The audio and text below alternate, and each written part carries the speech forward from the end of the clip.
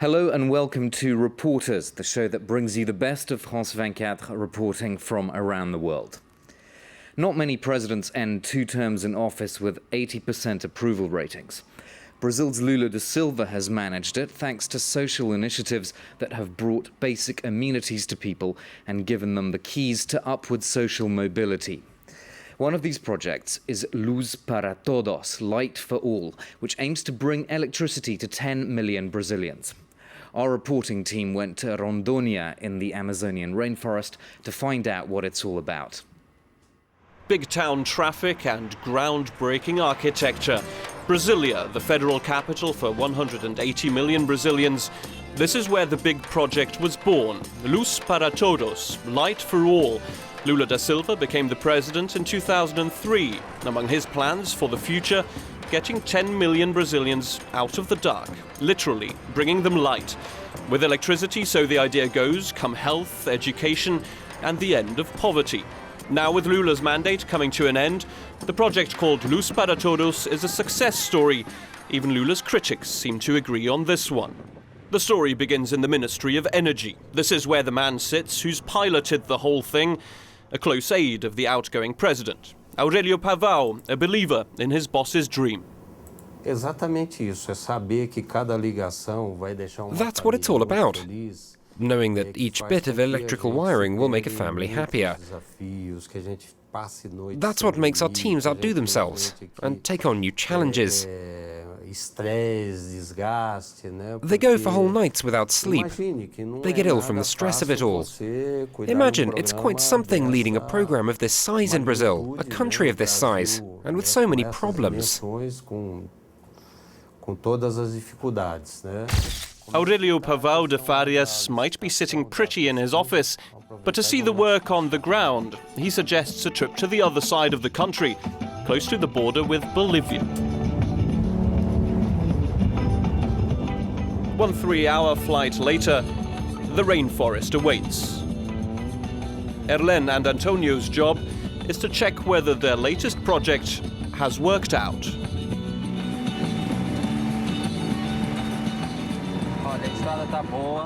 Look, the road is good now. That's because it's the height of summer. In winter it's a different story. It doesn't look as nice then. It's muddy, full of potholes, and it makes it difficult to even get to San Carlos.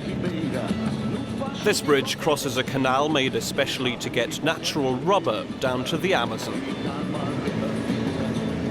The team knows this route off by heart at all seasons.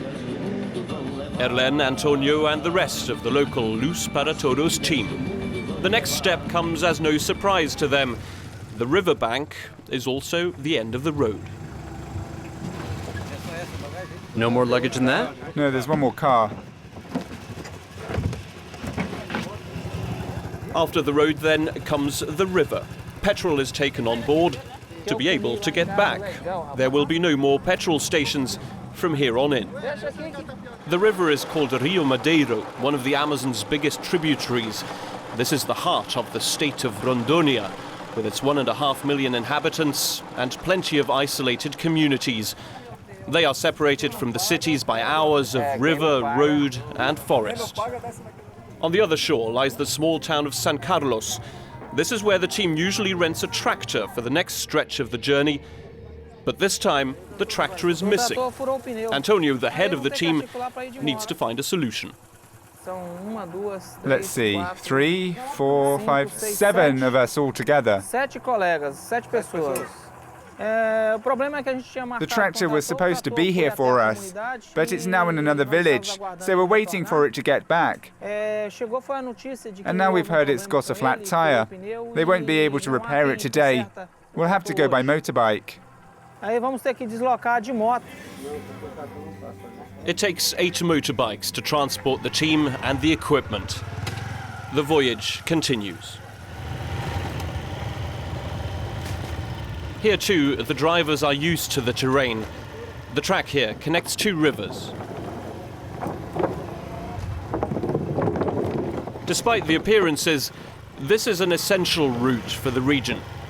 The treacherous routes also taken by the electric cables in defiance of Mother Nature. To get energy out here, you have to overcome all these difficulties. You have to get over all these barriers to get to the isolated villages. Our priority are the disadvantaged people. We want to give them a bit of dignity, and we're proud of it.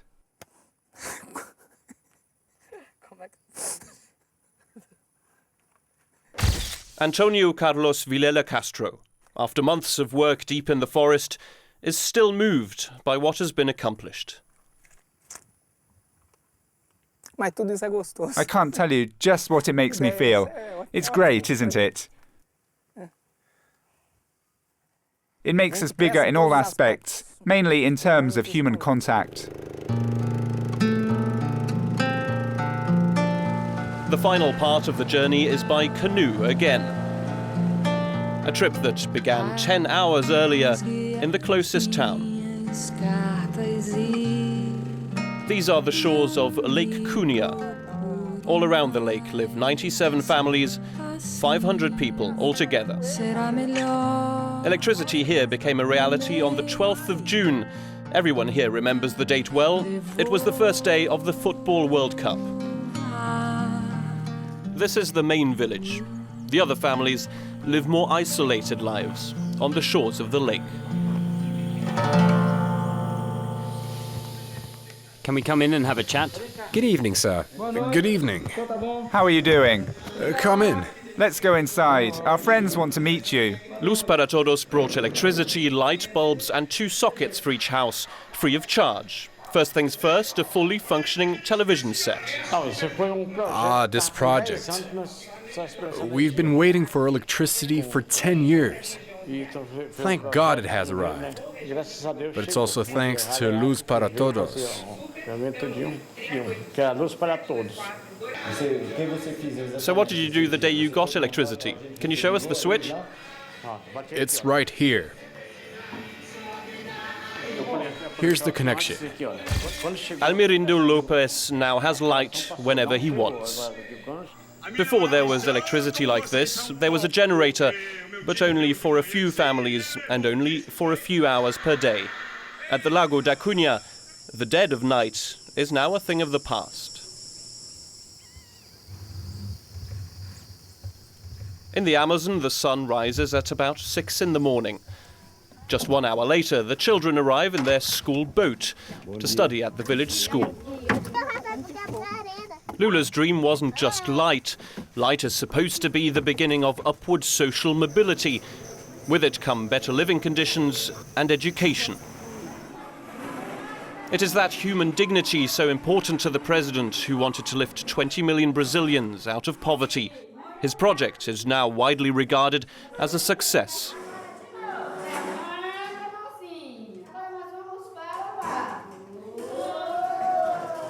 The measures put in place by Lula over the last 8 years were given the name Territories for Citizenship.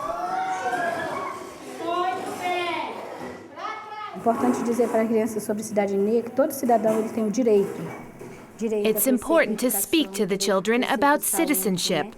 All citizens have rights, an education, health, energy, drinking water and basic food. The government has to look after its citizens. I don't defend the Labour Party, but as soon as Lula became president, they took care of these things. President Lula was smart enough to look after the whole Amazon area. Maria do Rosario Malta Matos isn't interested in politics, but she does say she is interested in Lula. Opposite the school, a banner thanks the president, who leaves his job with a record 80% of positive opinion. If electricity got this far, it is down to Lula.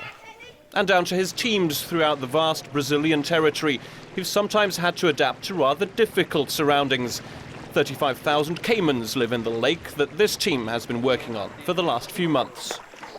An electric cable was sent underwater at the foot of an isolated house called Isla Buruti. The technicians responsible for this feat need to check it is working well. João remembers the difficult work involved. As 3 fases passam The three wires pass through the same cable from one end of Lake Cunha to the other. So over there you've got the Pupunha community, and here the Arazai. The energy gets here from above ground, 3,800 volts. It then goes underground. We made a ditch. You can't see this cable when the tide is in. I've been working in the energy sector for almost 35 years now. I never thought I'd be part of a project like this one, with a cable that goes underwater. For me, for my career and for my CV, this has been well worth it. João Augusto da Silva, 52 years old, couldn't have imagined getting the whole project off the ground. One house, one family. Geraldo, his 15 children, his grandchildren, all are staying now that electricity has arrived with the outgoing president. You know, I've seen a lot of different governments. And to be honest, we've never been given the right to electricity in our community. When Lula came to power, we had the surprise of getting energy without any problems. If we had the choice, he'd never leave. He'd stay for many more years. How long then? I don't know for how long. No one knows. But even if it's impossible, we're for the one who's at his side. We're supporting her. Geraldo looks towards the future and towards politics with the eyes of a Brazilian whose life has changed. Like the rest of his family, his vote now goes towards Lula's designated successor, Dilma Rousseff. She and all the other presidential candidates have one thing in common: to keep a project like Luz para Todos very much alive.